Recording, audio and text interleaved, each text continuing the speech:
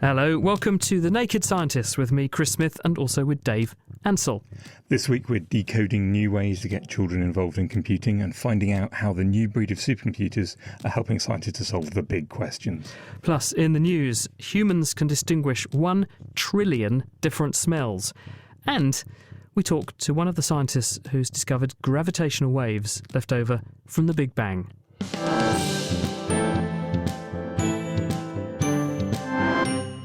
And before we start the news, here's this week's scientific teaser. Since we're discussing computing this week, can you tell us who wrote the first ever computer program? We'll give you the answer at the end of the programme, but if you have any other questions or comments or feedback for The Naked Scientists, our email address is chris@thenakedscientist.com. You can find us on Facebook at facebook.com/thenakedscientists, or you can also tweet @nakedscientists. On to the news now, and for decades, scientists have claimed that humans can discriminate only 10,000 different smells.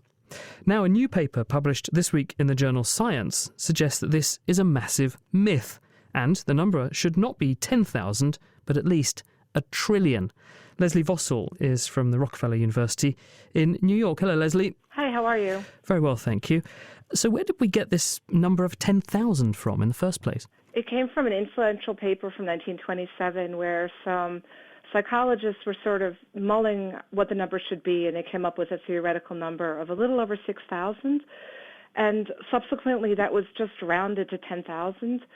And it's had this pervasive pall over human confidence about how good our sense of smell is. So for almost 100 years, just felt that we're terrible smellers. But some people, as we know, smell great. No, Yeah. So when we're actually talking about smelling, what's actually going on when we smell something? So it starts with inhaling. So you inhale a bit of air that has smells in it, good smells, bad smells, food smells, flower smells, excrement smells. And all of those smells are odor molecules, and they land on a little strip of tissue in the top of the nose, the roof of the nose, and there they interact with receptors. And humans have about 400 different receptors. And so that's why the number 10,000 never made much sense, because we can see millions of colors with just 3 receptors in our eyes, in our retina. And so if we have 400 receptors, right, so 100 times more than the eye, we should be able to smell much more than 10,000 smells. So when you say receptors, these are chemical docking stations sitting there looking for the molecules that we're sniffing in and interpreting them and then sending those signals onto the brain. Correct. So how did you then say, this must be wrong, let's see how many smells a person really can discriminate? So the study was designed by a senior scientist in my lab, Andreas Keller, and so he was playing with this idea, well, we can't bring humans in and have them smell 100,000 or 1 million or 1 trillion odors, but we can sample a subset of all possible odors that exist. And so he started mixing odors together in mixes of 10, 20, or 30. And when you do that, you get strange esoteric smells that don't particularly smell like anything, but you can have people tell them apart. So does strange mix A smell different from strange mix B? And people were remarkably good at this, so a rather large proportion of people could tell many of the mixtures apart. And so we could then extrapolate to what is the theoretical minimum of smells that humans can discriminate. And we come up with a conservative estimate of 1 trillion. How did you account for some people having a slightly more sensitive or acute sense of smell compared with others? That's a great question. So we only enrolled people in the study who had at least the basics of a sense of smell. We exclude people who are terrible or unable to smell. But then we enroll a good cross-section of metropolitan New York City. So we have smellers who are our least good subject could only discriminate, we think, 70 million smells. And then our best smeller was many orders of magnitude better at 10 to the 28th smells. And so the discrimination of our subjects is across a broad spectrum, but the average for this human population is where we come to the trillion. And did you have representation of different ethnic groups? Because is there evidence that in the same way that we all look different, that different ethnic groups may be tuned or genetically programmed to be able to sense certain smells better than others? There is a lot of variability in humans, and that cuts across whether you smoke, what your gender is. There's a little influence of race or ethnicity. Because we're in New York City, which is a big multicultural place, we always strive to enroll the most diverse possible group. So that's what we've done here. Men, women, people of all ages and races. Any professional wine tasters on the panel? We hope not. These are untrained members of the public. Presumably, the experts would do even better than the non-experts. So what are the implications of this then, apart from the fact that all of the textbooks are wrong, all of the scientific research that quotes this 10,000 number to date is wrong, and you've got to put that right? What is the implication? We're really excited, and I think everybody who read the story is excited that we've corrected this long-standing fact that was a made-up number. I think the implications are that it brings the sense of smell up to the level of the other senses. We don't need to be terribly insecure that we're terrible smellers relative to our house pets. I think it should make people more conscious that they can do much better than they think they could. I think expectations play a huge role in people's lives, and I hope that people will, starting today or whenever they heard about the story, really engage more with the olfactory world. It's ironic, isn't it, that if you ask most people, if you had to surrender a sense, which would it be? Most people say that they would give away their sense of smell, judging it to be far less important than it really is. They always do, but if they did that experiment, they would end up, it has huge effects on mood and how you eat, and people get depressed if they can't smell. So I think it's the least loved and the least appreciated sense, but we think its importance is huge. Now, what about other animals, though? Because we're accustomed to the fact that dogs, we know, are very good at finding things. If you throw a ball for a dog, it can find it even in long grass and even in the dark, despite the fact it clearly can't see it.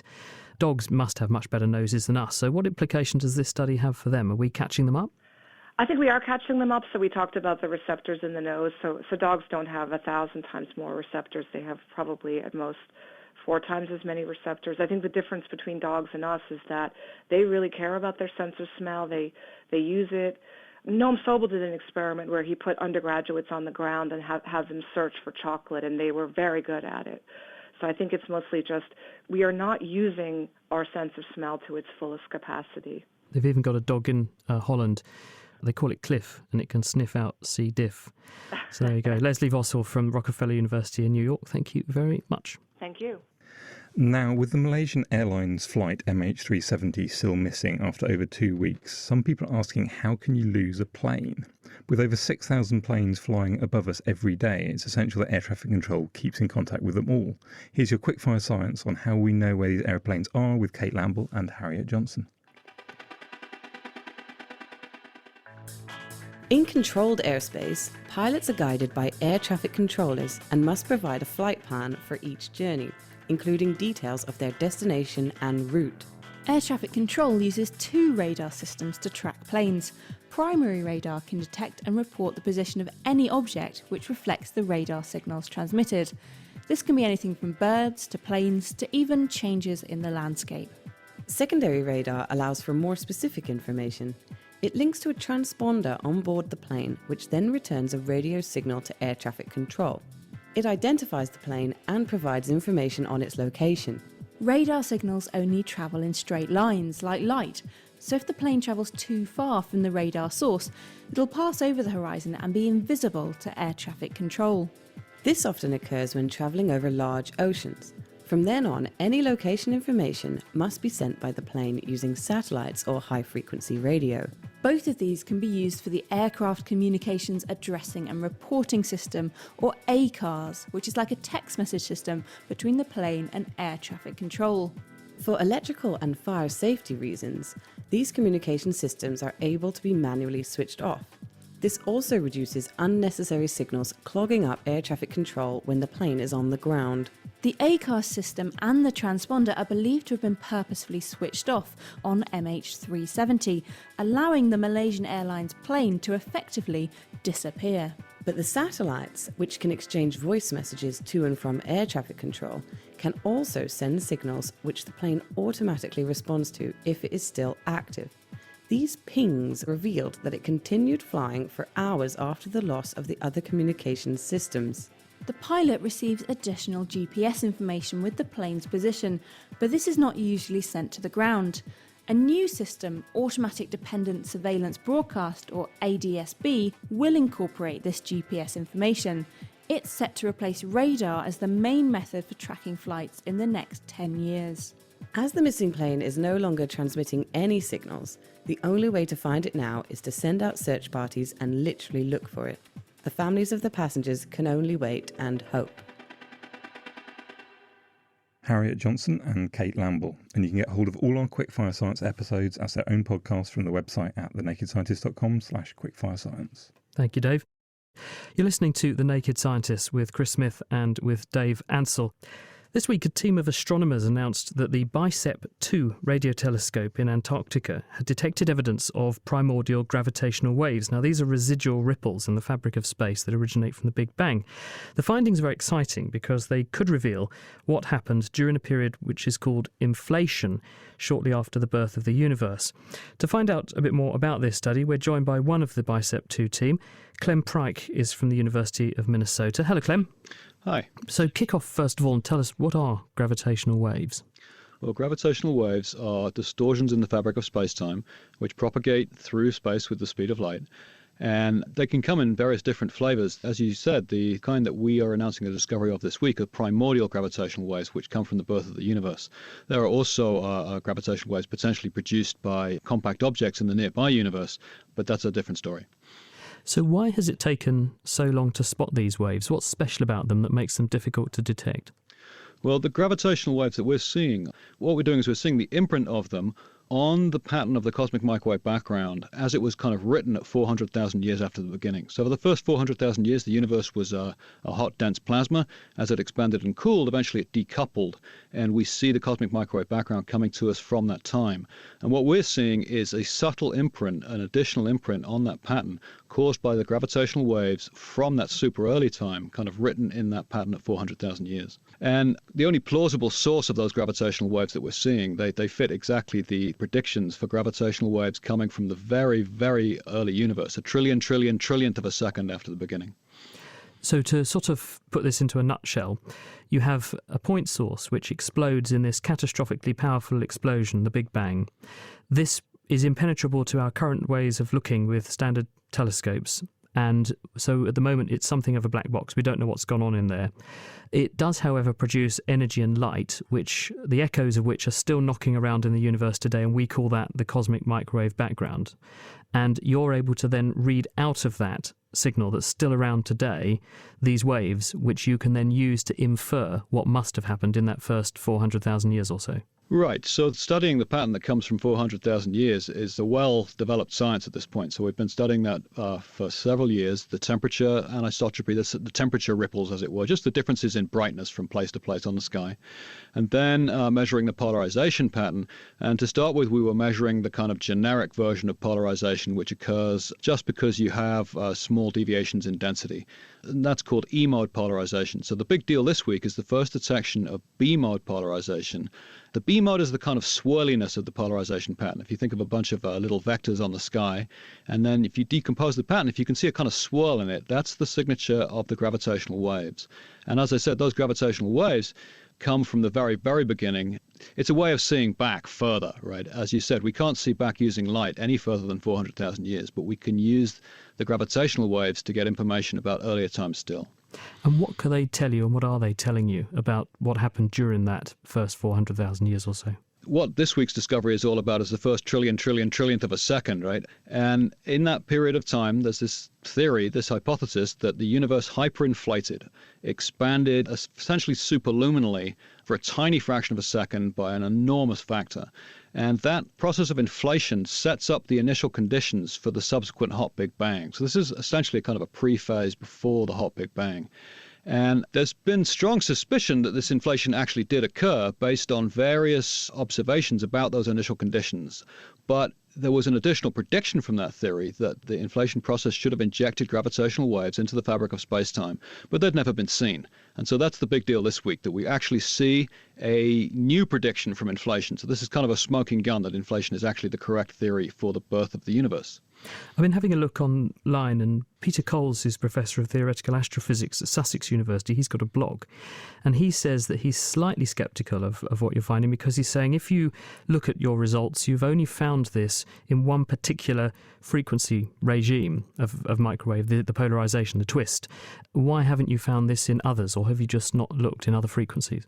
So we're very convinced that the signal that we found is true and on the sky. But then the question is, what is it? Is it really the primordial signal that we think we're seeing, or could it potentially be foreground emission from our own galaxy? So while our galaxy emits rather weakly at these wavelengths, it still does a little bit, and we're down at a fantastic level of sensitivity now. So the concern is that since we've only really achieved really high sensitivity at one frequency, at 150 gigahertz, potentially, we don't have a guard that this signal isn't galactic foreground, because the foreground would have a different frequency spectrum than the thermal emission from the cosmic microwave background. If you have multiple frequencies, you can discriminate different kinds of signal. You can rule out foregrounds. Now, we have ruled out foregrounds to reasonably good confidence, but he's right that it's not as high as one would like. And the European Space Agency have spent an absolute arm and a leg sending the Planck mission into space to make these sorts of measurements. They haven't found this yet, or at least they haven't said so. So why did your telescope in Antarctica find it, apart from the fact you're obviously very clever, and they didn't? So we stuck our necks out further. So we're a small ground-based experiment and highly targeted. So we designed the experiment specifically to look for these primordial gravitational waves. And had we not found them, then we would have basically been empty-handed. Whereas the Planck mission, which is vastly more expensive, as you say, is much more general. So it can do all sorts of science with the standard kind of CMB anisotropies, and also with galactic science and a lot of things. It's a very general experiment. And so basically the reason that we're first is just because we decided to target this very specific niche science and go after it very aggressively.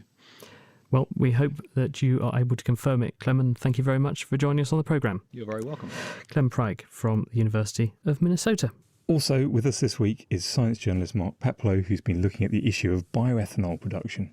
Yeah, that's right. The next couple of months could be a real make or break time for a new form of biofuel that's been promised for years, but it's only now starting to reach the market in meaningful amounts.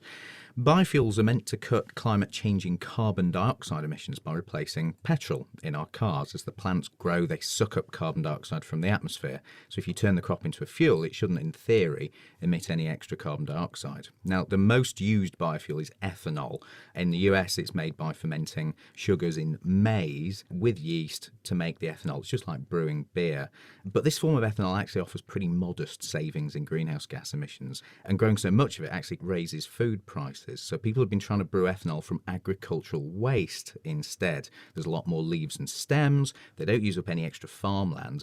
And these second-generation fuels potentially offer much better carbon dioxide savings. So if this is so much better, why aren't we using them already? Well, it's been very, very difficult to actually break down the agricultural waste. They contain tough molecules like cellulose, and it's taken more than a decade of intensive research to get this process working at a commercial scale. But within the next few months, 3 big cellulosic ethanol plants are set to come online in the US. So you would think all is looking rosy. But I'm sensing a but there. Yeah, there is a but. Just as cellulosic ethanol is making its commercial debut, it turns out there's actually no market demand for it. The US government programs to boost biofuel consumption have been so successful that corn ethanol now fulfills the entire need for the US motor fleets, which mostly burns 10% ethanol, 90% petrol blend, which is called E10. And this factor has been called the blend wall. Even worse, the Environmental Protection Agency is about to pull the rug out from under the cellulosic ethanol producers. It's about to change the rules so that blenders aren't forced to use quite as much of this stuff in their petrol blend that they sell on the forecourts. And producers fear that this is going to leave them with an excess of unsold cellulosic ethanol that they say could cripple their business. So this is basically about politics and economics, and it just isn't going to work unless somehow that's sorted out. That's right. There's a couple of ways around this. Exporting the extra ethanol, that's expensive to ship it all the way over to Europe. You could persuade US drivers to use richer ethanol blends, maybe, in their cars. The cars will run on them, but some people are worried by oil industry-funded studies saying it will damage their engines. And to be fair, richer ethanol blends have less energy than straight petrol, so a tankful just won't take you as far. As a result, science, chemistry in particular, might actually come to the rescue in this problem, because with chemical catalysts and high temperature and pressure, you can convert cheaper feedstocks like municipal solid waste, the stuff that we throw away in our bins, directly into petrol, which can be dropped straight into the fuel supplies. So you don't have this blend wall problem that ethanol faces. And a commercial plant doing the front end of this process is about to come online in Canada in the summer. Brilliant. So it's looking hopeful. And if you'd like to follow us up on these stories we've been discussing, there are references and transcript for these news items on our website at nakedscientist.com/news. You're listening to The Naked Scientists with Chris Smith and with Dave Ansell. On to our main topic now, and 2014 has been declared to be the year of code, with one campaign aiming to encourage children across the country to get coding for the first time. This September, computer programming will also be introduced to the UK school timetable for every child between 5 and 16, and that means that the UK will be the first major economy in the world to implement this on a national level. So why is computer programming and getting kids into computer science so important? We're joined by Eben Upton and Carrie-Anne Philbin, and they're from the Raspberry Pi Foundation. Hello to both of you. Hi there. Hello. Hello. So tell us, first of all, Eben, what is a Raspberry Pi? Better start off and explain. A Raspberry Pi is a credit card-sized $25 computer that a group of us here in Cambridge created to try and teach kids to code, to try and give kids that experience we used to have in the 1980s. I can fondly remember coming up to Cambridge, it would have been 1984, and going to the Cambridge Computer Store to buy my BBC Model B microcomputer, which then taught me the rudiments of computer programming. And I was bereft when there was nothing really to replace it in the next decade, because I just felt there was nothing there to engage kids the way that did. And I suppose, was that sort of part of your motivation? Absolutely. So I'm a little younger than you. I got my BBC Micro when I was a kid in 1988, and it was a very second-hand, very battered piece of hardware then. But the day I got my BBC Micro, my Lego went in a drawer and never came out again, because it was just the most transformative experience for me. I had been a Lego kid, and then I was a BBC Micro kid from then on out. And Carrie-Anne, you're originally a school teacher. You're now obviously working with these guys, so they obviously regard your school experience as fundamental to trying to get Raspberry Pi and the coding regime into the classroom. What's the current problem? How do you mean a problem? Do you mean problem for young people? Why are we not teaching kids programming in school? Well, I think already? for a long time we weren't teaching programming in primary and secondary schools, just simply because it wasn't on the curriculum. A lot of teachers would not have known how to teach it either. So it was missing for a long time with a curriculum that wanted to teach young people skills that they thought were necessary for the workplace, digital literacy skills that would make a young person employable later on. And I think what actually happened was programming and the skills of programming, and not just programming, but understanding how computers work and how networks work and what the internet is made up of and how all that stuff happens, all just kind of got lost, sadly. I mean, my feeling as an external to all this is that computer science largely became regarded as a sort of extended workshop in how to make Microsoft Word work or how to do a spreadsheet, rather than actually fundamentally understanding how you make a computer work. I think a large aspect of the previous curriculum did involve that. I can say I taught the old curriculum and I did have to teach Word and PowerPoint and Excel. But, a good teacher takes that curriculum and they see how they can actually introduce computing concepts to it. I taught sequencing and I taught control quite often in the previous curriculum. I think the movement towards a new curriculum, a computing curriculum, is actually been led by teachers, good teachers, who saw that we'd lost those wonderful skills. I'm old enough also to remember BBC Micro. There was one in my primary school classroom, and, I started Turtle Graphics on that because I was particularly good at maths in primary school. But as I went through secondary school, I wouldn't consider myself to be very academic. I didn't get A stars and A's at GCSEs, but computer programming, what I was doing at home, was empowering me as an individual. And that's what led me into my career and ultimately to bring it back into the classroom. And even, why should someone go and buy a Raspberry Pi? Because, quite frankly, you could do with your laptop or your desktop whatever you could do on a Raspberry Pi, couldn't you? I mean, it's just Linux. I can install a copy of that. It's free, and Python is the programming language you're using. I can go and get that for free off the internet and install that on my desktop. Absolutely, buy a Raspberry Pi? And I think we suggest people should do that. It simply isn't the case, though, that all children have a laptop or a desktop computer that they can install these tools onto. If they do, they absolutely should. I think the thing the Raspberry Pi that we found that children find very enjoyable about the Raspberry Pi is you can connect it to physical hardware. So unlike a PC, it has these interfacing capabilities. It turns out, moving a pixel around on the screen is nowhere near as cool as it was when I was a kid in the 1980s. Moving an object around in the real world is just as cool, or possibly even more cool now. You can connect that object to the internet. We'll come back to Eben and Carrie Ann in just a moment, but first let's hear from a bunch of fledgling coders. They all attend Park Street Primary School in Cambridge and go to an after-school coding club called the Park Street Hacker Elite, which sounds very exciting. They were thrilled to get 5 free Raspberry Pis from the Foundation in the Year of Code competition and have managed to get sponsorship from the local tech firm Bango for the cables and screens and all the stuff they need to hook them up. Before these trainee hackers are let loose on those, though, they have to get the rudiments of code straight by learning some of the most basic languages. Catherine Carr went along on Tuesday to see them in action. Okay. Listening in, ladies and gents. My name is Mr. C, and I started the coding club at Park Street Primary. This week with the Fruit Machine project. Theo, you need to be listening. They're starting to mandate for teachers to be teaching all of this sort of coding stuff now. It's getting to the point where lots of teachers are afraid of it because the jargon that they use is quite complex, but the subject itself and the concepts are very, very simple. I mean, if you know how to make a cup of tea, then you know what an algorithm is, because you do the same thing every time, get the same result, and that's all coding really is. If your sprites are stopping at the same time, you need to check your variables, because it means you set them for all of your sprites at once. So once you click on it, you get a universal result every time. I think that with the digital age coming around, it's about time that kids started to learn to tell a machine what to do rather than be told by the machine. And coding's the first way to get started in that. Go to variables. There's variables. And then there's variables. And then click make a variable. My name is Isabella, and I'm playing this game I made on Scratch called Whack-A-Witch. So basically what you're meant to do is like you make it into full screen, and then you click on the flag, and then the witches will start disappearing and moving around. So this is a game that you actually made yourself? Yeah, I made myself. The curriculum that we've got set up for Code Club has them pushing to be programming in a language called Python by the end of an academic year, which is quite a technical language to use for children when you consider that they have trouble putting capital letters and full stops in their own writing. Trying to get curly brackets and the right indents inside coding language could be quite a challenging task.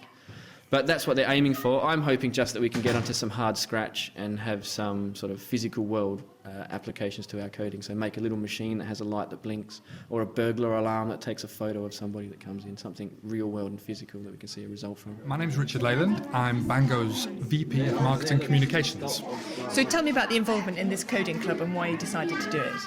We're quite interested in the whole idea of coding being a new form of literacy that needs to be taught in schools, and we see coding clubs like this as being, experimental ventures in that whole idea of teaching coding and it being a new competency that all kids need to have, and so we're quite happy to support it and be part of it. It could be because you put score script into every one of your characters. My name's Tamara Sword and I'm a technology marketer.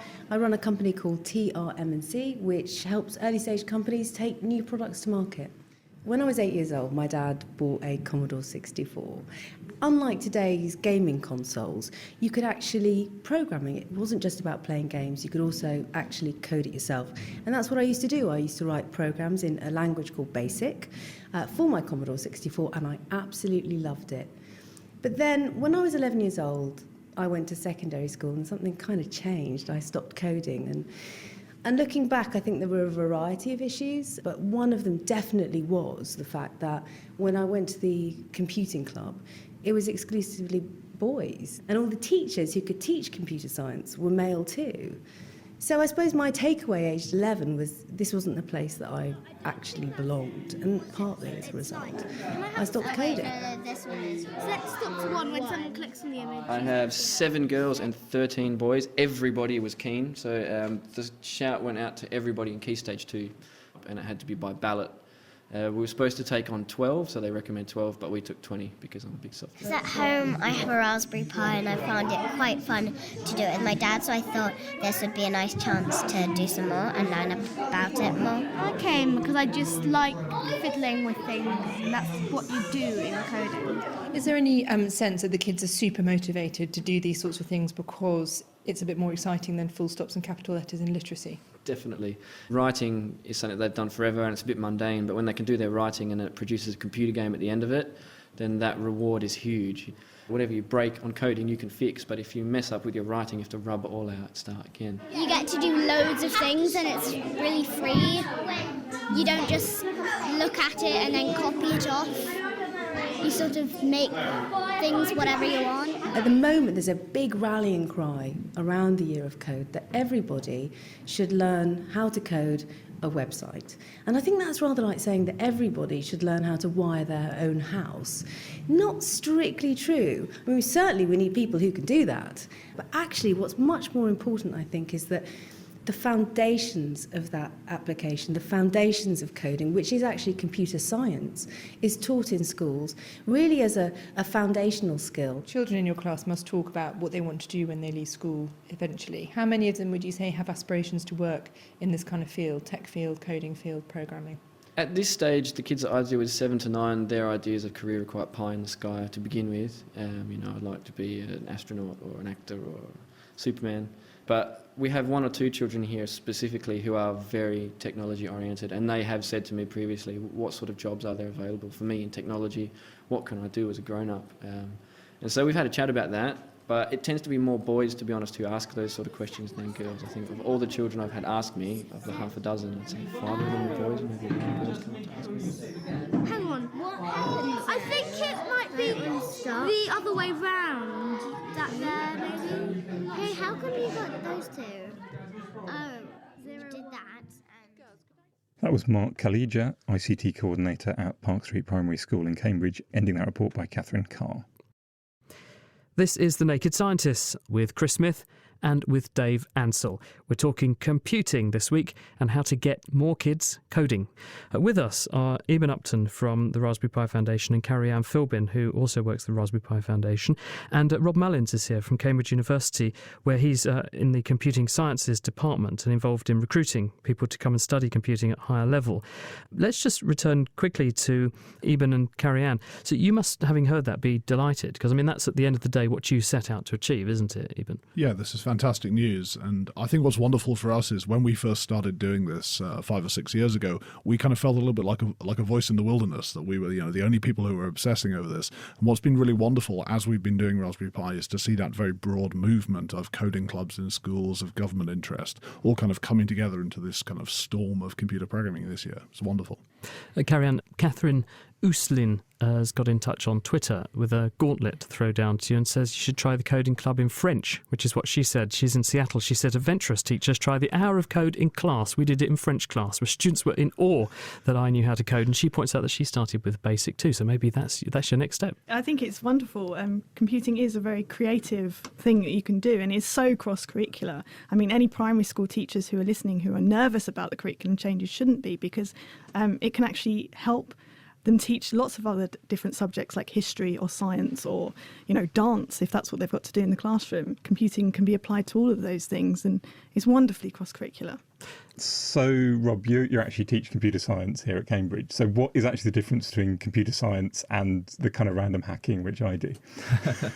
I think it's great that people pursue that kind of self-directed learning and hobbyist programming. And it's the kind of people we hope to see at interview, people who are able to demonstrate that passion for the subject by actually learning about it in their own time. It's the sort of thing that Raspberry Pi is fantastic to enable people to do. But I suppose the difference is that if you want to answer the question, what's lacking is an understanding of the underlying science and the formal computer science that underpins the subject. So that's perhaps something that people need to get at university. And these things, I think they complement each other. There's real value to somebody arriving at Cambridge, say at the age of 18, having to get that theoretical basis, having already in their back pocket some experience of the day-to-day business of hacking. And that's what we used to have, and I think that's what we're trying to get back towards. So is there a problem with recruitment at the moment? So historically, over the last 10 years, there has been. So we had high numbers of people applying around 2000, 2001. And I guess we had the dot-com boom, and that took some energy out of applications. And numbers dropped and continued to drop, I guess, because of what was happening in schools, to about 200 in 2008. So at that point, I got involved with the sort of Raspberry Pi initiative, and people in the lab were getting involved with computing at school and really trying to understand what the problem was and what we could do about it. things have really turned around now. I think, as Eben says, there's been lots of different groups and lots of different people have really got behind this idea that computing is a really important skill that people should have to support the economy. It's something that supports tens of billions of pounds of investment in the economy, and it's something that's really important. So we've seen numbers rise back up to more than 500 now. Nationally, I think it's growing faster than any other subject this year.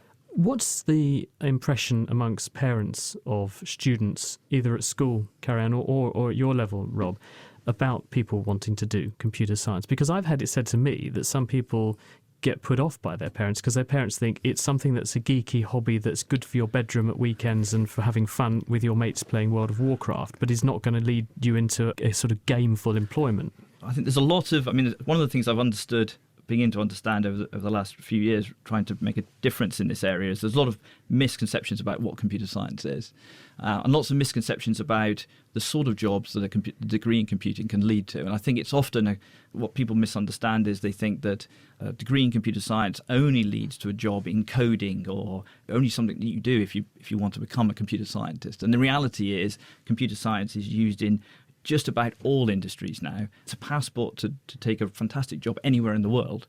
And I think that's beginning to come through now, and parents are now understanding that it is a useful degree. I think parents, from what I've seen, especially the last few days, talking to parents at the Cambridge Science Festival, they're really enthusiastic about it, really enthusiastic about the changes that are coming to the curriculum. And they're actually excited to use Raspberry Pi because they're hoping it will get their children away from closed systems like the iPad and the Xbox and so on. And rather than just consuming technology and playing computer games, they're more excited about the students making the games, their children actually writing the code that will make those computer games. So is the only win going to be people actually working in computer science, or is it useful for just to have the general background knowledge of computing in society? We believe very strongly that the skills that you learn as a computer scientist, those skills, they're very, very broadly applicable. We call this computational thinking sometimes, and we say, computational thinking will make you a better doctor, it will make you a better lawyer, it'll make you a better manager. And so really, by giving people access to those things at a very, very early age, we're really keying them up to do this very broad range of things in later life. Evan Upton, Carrie-Anne Philbin and Rob Mullins, thank you all very much for coming in. You're listening to The Naked Scientist with Chris Smith and with Dave Ansell. If you'd like to get in touch, it's chris@thenakedscientist.com. You can tweet @nakedscientist, or you can find us on our Facebook page. We're talking computing this week and how to get more kids coding. But of course, one thing that you do need to be able to do is to do big calculations in a very big way. We've talked about one of the smallest computers in the world, Raspberry Pi, but what about one of the most powerful? Well, about a month ago, I was in Chicago for the AAAS meeting, and I tripped along also to the Argonne National Laboratory, which is home to one of the world's biggest computers. They call their computer Mira, and its custodian is Pete Beckman. So right now we're in the building which houses our supercomputer, Mira, that's its nickname, and this data center here we refer to as the core. When we say supercomputer, what does that mean? Here at Argonne, we try and solve science problems that are so massive, so large, that there's no way you can fit this on a couple machines or laptops or even at Amazon Web Services. This is a machine which is purpose-built to run the absolute most massive computations you can imagine.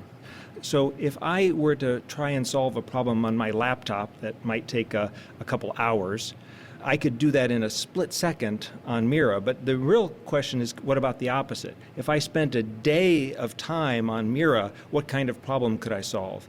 And if that problem were even to fit in my laptop, it wouldn't fit. But if I just churned it out on my laptop, it would take more than 300 years to compute. So no scientist is going to wait around for more than a couple days to get their answer, certainly not hundreds of years. What sorts of problems need that sort of power? So a good example is climate modeling. Another good example is understanding the nature of the universe. So one of the world's largest computations for the Big Bang and dark energy and dark matter. We can't wind the clock back and do an experiment in a lab to understand the Big Bang, so we do that experiment with a simulation inside our computer. There are also applications in designing jet engines and designing landing gear and more commercial applications that companies use, because again, it's difficult to build a jet engine that you would like to design and then test it. It's much easier to build that in the computer.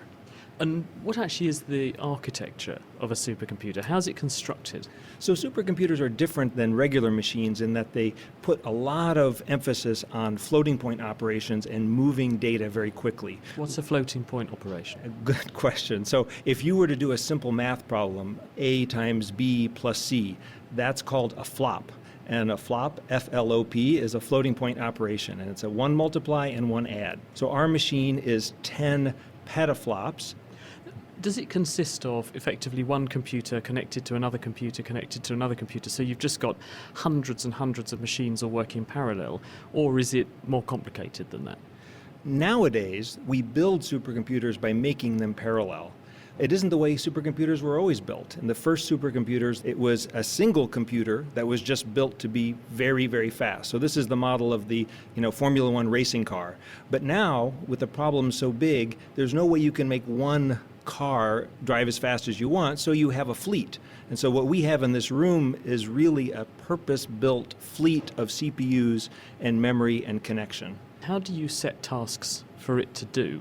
So we have a programming language. The language we use is C and C++ and Fortran, but then we have a series of mechanisms by which we push data and share data back and forth between all of these hundreds of thousands of processors. We literally have hundreds of thousands of CPUs in the machine, and that layer is called MPI, for message passing interface. And that's what computer scientists learn. They learn how to design algorithms and break up a scientific problem into thousands of little pieces that can be solved independently.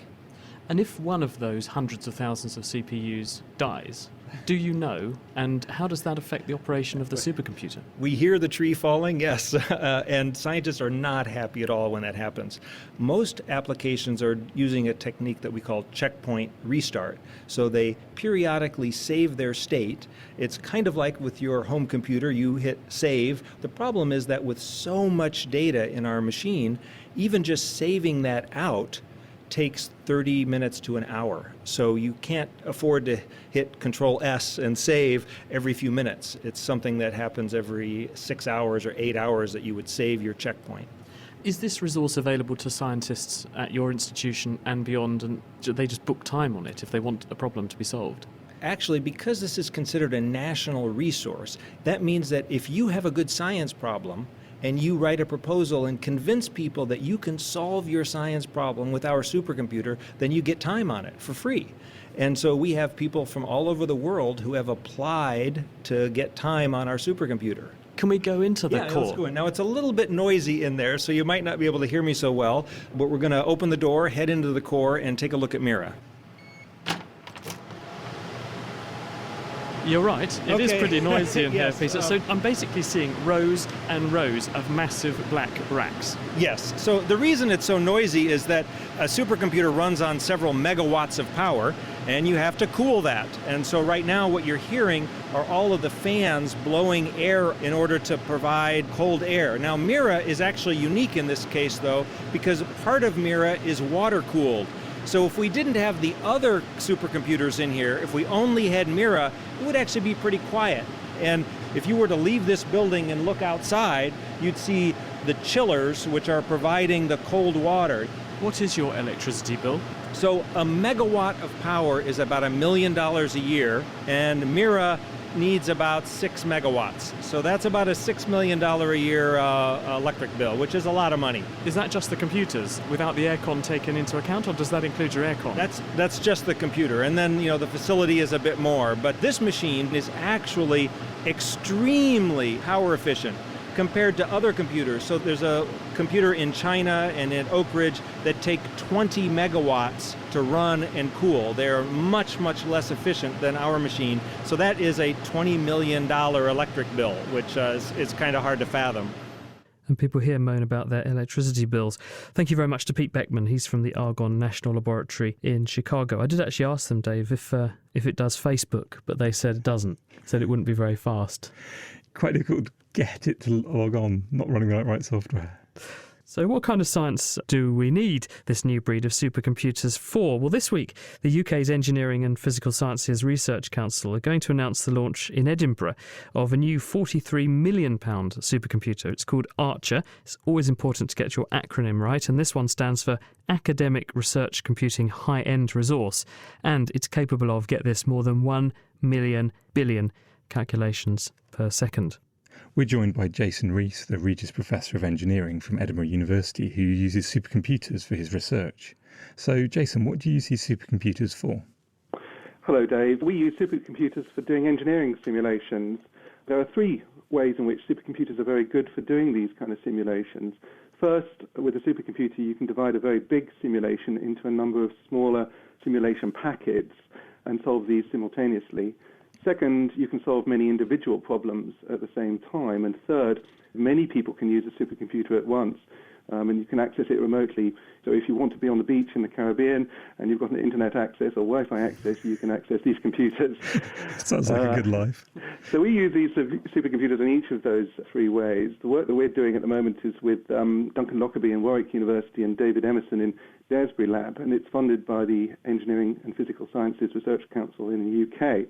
And what we're using the supercomputers for is to design new types of filtration membranes to separate pure water from seawater. So this would be ways of getting fresh water if you're in the middle of a desert, but you've got the sea next door to you. Absolutely. It's the real challenge in engineering at the moment because drinking water is already scarce for more than 1 billion people around the world and is probably going to become worse through climate change. So how are you actually trying to do this? Our work exploits the fact that fluid dynamics, the way that fluids flow in and around systems, changes when you get to the nanoscale, so that's 10 to the minus 9 of a meter. If you make up filtration membranes of aligned nanotubes, and nanotubes, for example, carbon nanotubes, are rolled up sheets of graphene, but very small diameter, about 1 nanometer, in fact, in diameter. Water can travel along the nanotubes very quickly, but the sodium and the chloride ions can't travel into the nanotubes because they've got a hydration shell of water molecules around them. So what this means is if you have a membrane and it's comprised of aligned nanotubes, it could be carbon nanotubes or boron nitride or silicon carbide nanotubes, the water will be able to pass through it, but the sodium and the chloride ions won't. I guess you didn't need a supercomputer to work out this might work. Why aren't you just actually going out there and making stuff? Why are you putting it all in a big computer? Well, the great thing about supercomputers and computers in general is that you can run simulations for design. So one of the big questions is what kinds of nanotubes? How would you align them in the membrane? How long should they be? What is the optimum diameter of the nanotubes? And also, before you go and build something, you often want to have a prediction as to how effective it's going to be. In your computer, you've got some representation of these little nanotubes. So are you modelling just how they behave with water or also how you actually make them? Because I imagine making a forest of these nanotubes isn't necessarily trivial. Making them is a different question, that's right. If you make carbon nanotubes, you often make a thicket of carbon nanotubes, and they've all got sort of different diameters, and you probably want to separate out the ones that work well in filtration membranes from the ones that don't. Well, the real challenge for the simulations and why you can't do this on your desktop machine is that water behaves as a molecular substance. If you're going to design a ship, or if you're going to design an aeroplane, or even just water flowing in a water mains pipe, then you can use standard equations of fluid dynamics. But all of those you have to start questioning, and in many cases throw out the window when you're talking about nanotubes and nanoscale flows, because you have to model the individual molecules. So the reason we use a supercomputer is because we're simulating hundreds of thousands or millions of molecules at a time. Each of them interact with each of the other molecules in the simulation, and we have to run the simulation for a reasonable amount of time so we can get the steady-state flow properties of these membranes. How much computing time are you actually using on this problem? Last year, we used 1 million CPU hours for these simulations.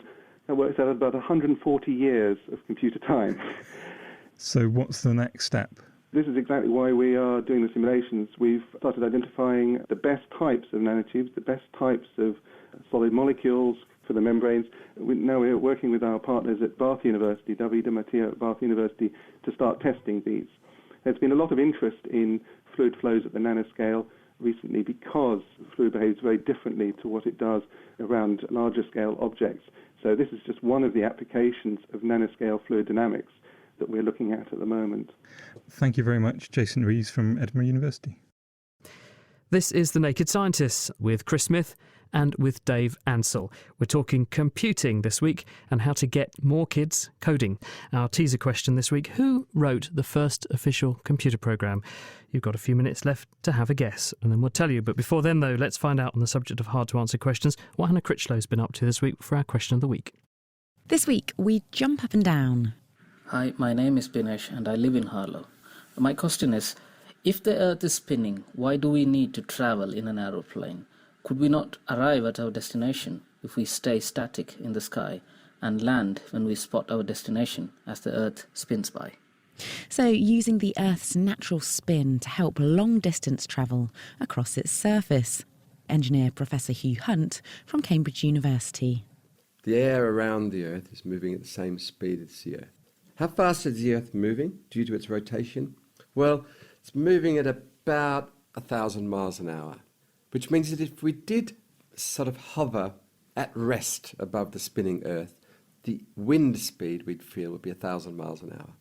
And that would be impossible to deal with unless you had an aerodynamic object like an aircraft with engines to hold yourself against the wind. And that's exactly what an aircraft is. Concorde, for instance, could fly at the equator at about 1,000 miles an hour and could stay still, essentially. It would hover above the Earth would be spinning around underneath it, and it would then land somewhere else. If there were no atmosphere, it doesn't solve the problem, because we then don't have aerodynamic lift to hold the plane up. So we have to go into orbit. And going into orbit, well, the speeds there are even bigger, 20,000 miles an hour. And that requires a lot of fuel and a spacecraft.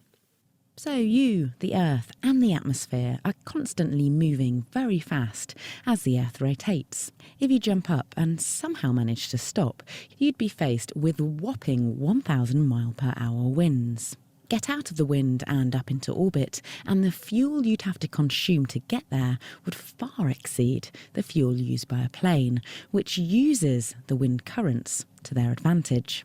Another point is that, as Newton worked out, objects keep moving at the same velocity unless a force is applied. So stopping from speed is just as tricky as starting to get to speed in the first place. So even on an airless world, elevator-style travel across the Earth using its spin would still use up energy and wouldn't be that different to other modes of transport.